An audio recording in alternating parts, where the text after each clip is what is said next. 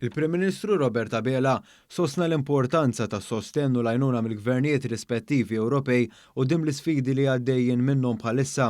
Dan waqt li kien qed jindirizza l-Kongress tas Soċjalisti Ewropej bit-tema With Courage for Europe f'Berlin. Il-Prim Ministru Malti kien mistieden mill-Kanċellier Ġermaniż Olaf Scholz biex jieħu sehem f'diskussjonijiet ma' mexxejja Ewropej oħra fosthom mal-Prim Ministru ta' Spanja Pedro Sánchez, il-Prim Ministru tal-Portugal Antonio Costa u l-mexxej tal-Partit Soċjalista Żvediż Magdalena Andersson. Mistoqsi dwar is-suċċess elettorali tal-Partit Laburista Malti, il-Prim Ministru tkellem dwar il-prinċipji tal-Partit Laburista li permezz tagħhom qed ipoġġi n-nies l-ewwel. Dawk ta' soċjetà ġusta, sostenibbli u sensittiva għar-realtajiet tan-nies. Fil-fatt, f'kummenti li ta' wara dan il-Kungress, il-Prim Ministru Malti tkellem dwar l-importanza li l-mexxejja Ewropej ikunu sensittivi għal dak li bħalissa għaddejjin minnhom il-popli rispettivi tagħhom. Dan speċjalment fid-dawl tal-pressjonijiet minħabba l-pandemija u fil-preżent bil-gwerra bejn l-Ukrajna u r-Russja.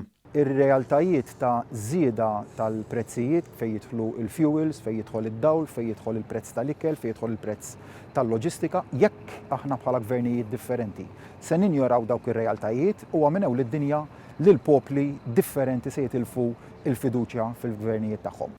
Hawnhekk qal li jekk tintilef il-fiduċja tal-popli fil-mexxejja tagħhom jingħata lok biex ikun hemm sentimenti populisti li jerfgħu rashom kif qiegħed jiġri fuq mill-pajjiżi Ewropej fejn in-nies qegħdin iħossuhom weħidhom biex jerfgħu il-piżijiet intortament. Dr. Abela għamel paragun ma' dak li qed jiġri f'pajjiżna li huwa l-aktar pajjiż Ewropew li qed joffri għajnuniet biex jgħin lill-familji u n-negozji kemm jista' jkun mill-pressjonijiet internazzjonali. F'pajjiżna għalhekk li ħadna dan l-approach konsistenti sa mill-bidu tal-pandemija u li bqajna mexjin bih sal-lum u se nibqgħu mexjin bih għal-futur fejn nappoġġjaw lill-poplu kollu tagħna kemm nistgħu jekkux fil-ħtiġijiet tal-enerġija, tal-fuels, fil-importazzjoni tal-qmugħ, fil-importazzjoni taċ-ċereali, fil-gass ibbottiljat sabiex nilqgħu sakemm nistgħu il-prezz inflazzjonarju, fil-żieda fil-prezzijiet tal-ikel u fil-prezzijiet l-oħra kollha anke ta' materja prima. Kruċjali li nibqgħu nagħmlu dan sakemm il-gwerra u t-tensjonijiet relatati magħha u l-pressjonijiet relatati magħha jibqgħu għaddejjin.